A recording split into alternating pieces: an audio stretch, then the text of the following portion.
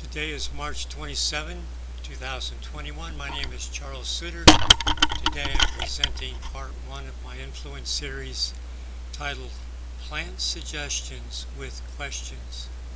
My main message: asking questions is a subtle way to influence others. There are often times when it might be more effective to indirectly offer suggestions to others as a means to influence their choices. People tend to prefer giving advice rather than taking it, so your suggestion may be met with resistance. A backdoor approach to influence is disguising a question in the form of a seemingly neutral question, such as, is there another different way we could get better results, such as X, Y, or Z? The intent of asking questions is to draw the other person into thinking about the problem along the lines of the question, to encourage them to join as a participant, to evaluate the possible answers or improvements to the question.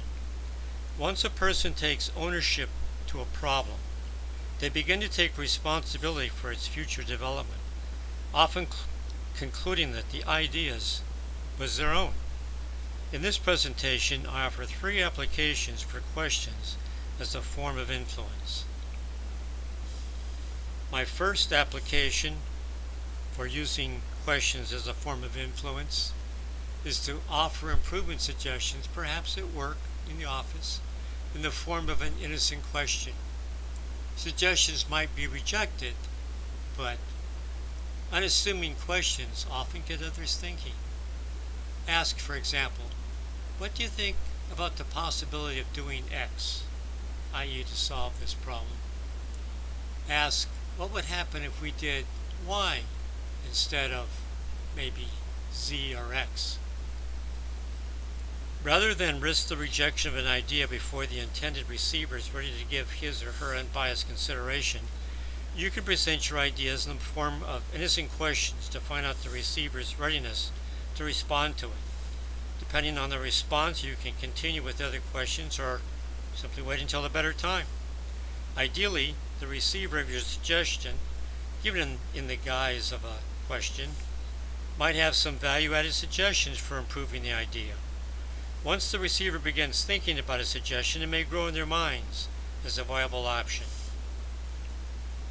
Option 2 for an application using questions as a form of influence. When other people get hostile, simply ask them what seems to be bothering you. Diffuse conflict by asking questions about other people's emotions. People embroiled in a conflict oftentimes get overly emotional, so questions tend to redirect their focus away from their emotions. Once people refocus on their feelings, they become more rational about the issues. Focus on a conflict, away from the issues, or simply get others to think about their emotions rather than the issues. By asking questions, you can explore causes as to why the individual is feeling the way they do. Once people become aware of their emotions and how they link their thoughts to the issues that they're upset about, they are more likely to calm down and begin a more rational discussion.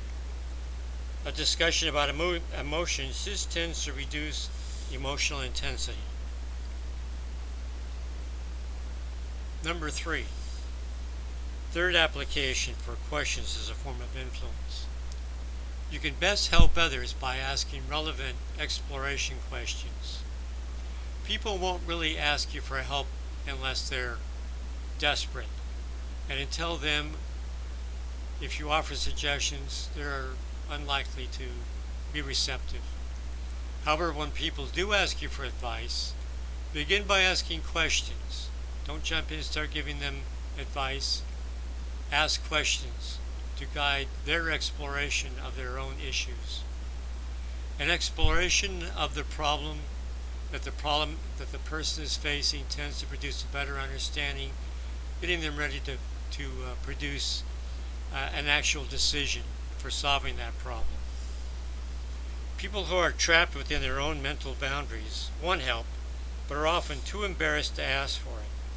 Since you are unlikely to know immediately what the other person's real problem is, given their presenting symptoms, which the person may not clearly understand themselves, you should approach the task of helping others by asking questions that will help them better understand their own dilemma.